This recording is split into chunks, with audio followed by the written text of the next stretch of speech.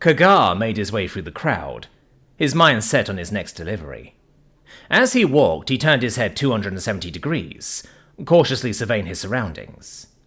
As a Zilla, the thousands of small bones in his body allowed him a great degree of flexibility. Combined with a three-chambered heart and adhesive setae on his hands and feet, the Zilla were especially elusive, a necessity considering the predators on his native planet. Perfect for survival, and perfect for his line of work. Kagar saw nothing suspicious. Still, he clenched the package and held it close. Not only was this narcotic highly illegal, the client had requested a very particular narcotic that was difficult to obtain on this backwater slum world. As he arrived at the designated bar, he gazed around once more. No patrols, no observers, plenty of places to hide, enough room to run, and the wretched stench of the slums would mask his scent. Kagar made his way inside, and looked among the patrons, searching for a human. Humans were the newest species to join the galaxy, yet even among the multiple sapiens, humans stood out.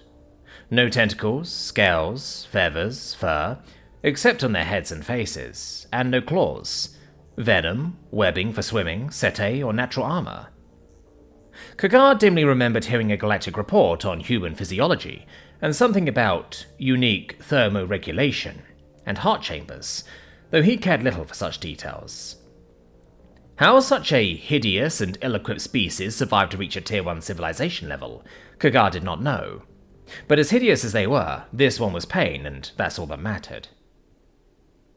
Near the back exit, Kagar spotted him, a lone human sitting at the bar. Kagar made his way to him and sat down. "I brought your food, human. Payment is due." The human did not budge, but uttered a gruff, "I didn't order any food." Kagar briefly flexed his scales upwards, both to vent his body's excess heat and as a sign of frustration. Amateurs infuriated him. He leaned closer to the human and hissed, "You know what I meant, and you know who I am. Payment, now." Without missing a beat, the human replied, "No, I don't know you, buddy." Kagar flexed his scales once more, much more obvious this time. "I am Kagar the Scab," he seethed, "and you know what I do to those who waste my time." For the first time, the human turned towards him and smiled, baring his repulsive yet comically blunted teeth. "I know. I just needed to hear you say it." The human stood, blocking the exit door, and pulled out a small badge. "Kagar the Scab Makra, you are under arrest for..." Before the human could finish the sentence, Kagar leapt to the ceiling. As he ascended, Kagar noticed the human had already begun reaching towards him, nearly catching his foot. An impressive reaction time, he thought, but not fast enough. Kagar landed on the ceiling, sticking to it briefly before jumping again towards the exit. As he burst through the door, Kagar noticed the human had already recovered from his failed tackle and was running towards him. Kagar ran through the alleyway, quickly outpacing the human. Ahead of him, a barred fence blocked the way, sealed with a lock he did not have time to breach. Kagar turned his body sideways and squeezed himself between the bars. A narrow fit, even for him, but his lead on the human gave him more than enough time. Kagar smiled at the thought of another successful escape and turned to taunt his pursuer. However, instead of stopping, the human continued to sprint before jumping sideways, placing his foot on the wall, then jumping off of it while reaching out for the top of the fence. In one fluid motion, the human pulled himself up and over the fence. Kagar immediately sprinted down the next alleyway, barely comprehending what he just saw. Did humans have adhesive setae too? It didn't matter at the moment. He could still outrun him. Kagar sprinted through alleyways, changing directions, knocking over as many objects as he could without stopping, anything to slow down the human. After a few minutes, Kagar turned his head, but did not see the human. Suddenly, he became aware of the suffocating heat within his body, a sign of impending exhaustion. Kagar flexed his scales to cool off. He must have run over a quarter of a mile to build up such heat. Never before had he expended so much energy on an escape. Just then, Kagar heard the quick rhythm of footsteps running towards him. As he turned, Kagar saw the human rapidly approaching, leaping and sliding over every obstacle before him. "Impossible!" he huffed. No species could have recharged their stamina that quickly, yet the human didn't even seem fazed. With no other option, Kagar relaxed his scales and sprinted forward again. If alleyways offered no safe haven, then perhaps it was time to climb. Kagar ran towards the nearest wall and jumped, his setae clinging to the surface. As he climbed, Kagar looked back and met the gaze of the human as he continued to run after Kagar. For the first time since he saw him, Kagar felt not disgust, but fear. Even from this distance, Kagar could see the look in the human's eyes was one of dead-set determination, as if he had locked onto Kagar. Almost like a predator. Kagar shook off the feeling and climbed faster. It was not possible for this coddled, misbegotten freak of evolution to be a predator. As he reached the top of the building, Kagar vented his body heat once more, hopefully for the last time. Just then, he heard a clanging sound and rhythmic thumping from below. He glanced over the edge, expecting to see the human feebly attempting to climb, or destroying his surroundings in frustration. Instead, he saw the human climbing, not along the wall as he had, but using objects, pipes, railings, and ledges to slowly ascend towards him. For a brief second, Kagar was stunned as he watched the human effortlessly jump from point to point, using his momentum, distributing his weight, and an uncanny flexibility in ways Kagar had never seen. "No!" he wheezed. As he ran across the rooftops, he felt the beating of his heart punching him in the chest. If he did not shake the human soon, Kagar feared his body may reach his limit. It did not help that the tightly clustered buildings of the slums forced Kagar to jump every few feet, the constant leaping only adding to the massive exertion he was placing on his body. Kagar swiveled his head and saw the human had reached the rooftops and continued to pursue him. Unlike the massive lead he possessed before, the human was only 100 yards behind him now. Kagar was getting slower. Kagar snapped his head forward and saw a Tshirt passed out from intoxication on the roof ahead of him.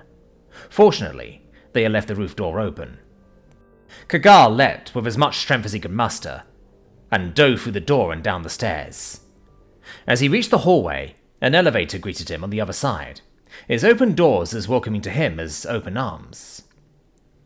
Kagar sprinted with all his might, crashing into the elevator's wall and hitting the ground floor button. Kagar could barely flex his scales this time as the elevator descended. What kind of species was this? What abomination of nature could run without tiring and move with such dexterity? Kagar thought back to the Galactic Report on humans, struggling to remember any details that may help him. He remembered hearing that the humans' home planet was a death world, brimming with predators that would make even the fearsome Kevnej tremble. And yet the humans, for all their lack of natural adaptations, were somehow the dominant species? Clearly they could be physically surpassed, so how are they not hunted to extinction by their planet's predators? No prey species could survive so long, especially on a death world, but that look in the human's eyes was unmistakable. Only a predator could possess such a gaze. As the elevator reached the ground floor, Kagar summoned what little energy he had left and punched the control console, destroying it. While the door slid open, an automated voice proclaimed, "Elevator malfunction. Maintenance required." Kagar smiled weakly. "Hope you have a parachute, human," he uttered. As he walked slowly towards the exit, he heard a familiar clanging sound coming from the stairs. "No, no, no, no!" Kagar cried. His body instinctively ran towards the exit, while his gaze remained on the stairs, only to be met with the sight of the human on the outside of the staircase, rapidly descending by leaping from rail to rail. Kagar burst out into the street, knocking over several pedestrians. He was desperate now, with no consideration for where he was running or what was in his way. Kagar could scarcely breathe, and his body felt as if it was on fire. If he escaped, he would never again deal with humans. As the human emerged from the building and sprinted after Kagar, he failed to notice a garbage transport travelling down the street. The transport's brakes screamed as it came to a near instantaneous stop, but had enough inertia to bump the human, knocking him to the ground. What fortune, Kagar thought. Humans had no natural armor, and Kagar hadn't seen the human wearing any. He slowed his pace, but did not stop. The transporter stopped quickly enough to avoid dealing fatal injury to the human, but even from here, Kagar could tell his shoulder had been dislocated. The human slowly rose to his feet, grasping his shoulder.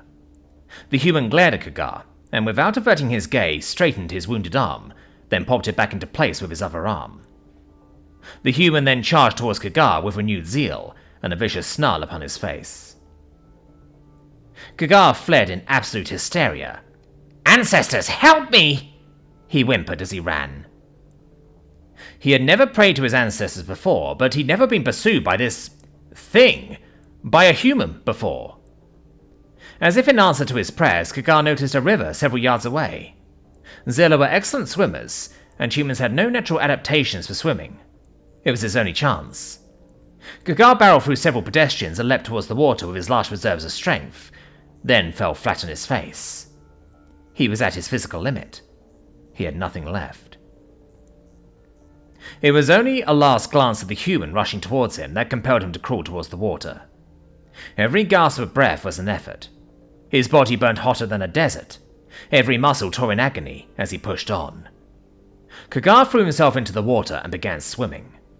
Each stroke was a new torture, but terror forced him forward. He had reached the middle of the river when suddenly his limbs went dead. Kagar called upon everything he had, his terror, his willpower, his ancestors, but none responded as he sank. Even now, Kagar wasn't entirely sure if there was an afterlife waiting for him, but he was soon about to find out. Suddenly, Kagar began ascending. Was this what it was like to die? He could only stare down at the abyss until his head breached the surface.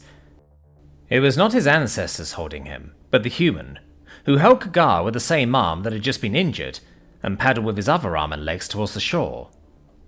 The human dragged Kagar out of the water and began to handcuff him.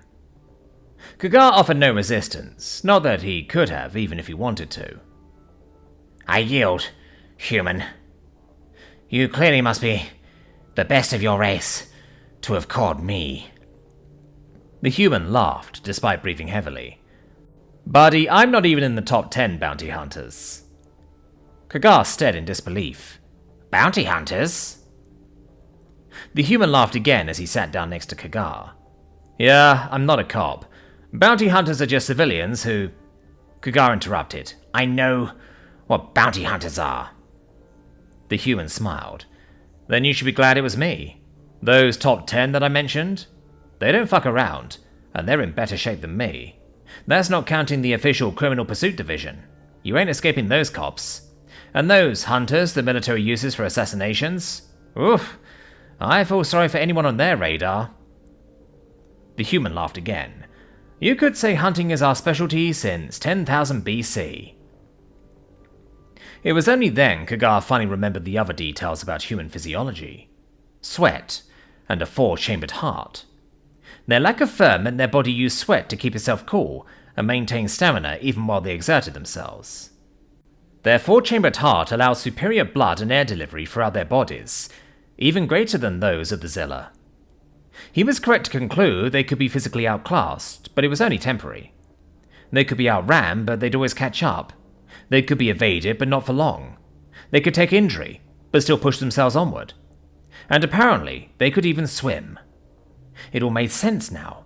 Their forward-facing eyes and ears, reaction time, stamina, adaptability.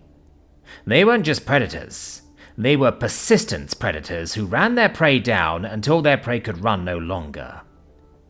As the human bounty hunter hauled him off, Kagar finally understood. That was how they survived on their planet. That was how they conquered predators even the other sapient species of the galaxy feared. They weren't the hunted. They were the hunters.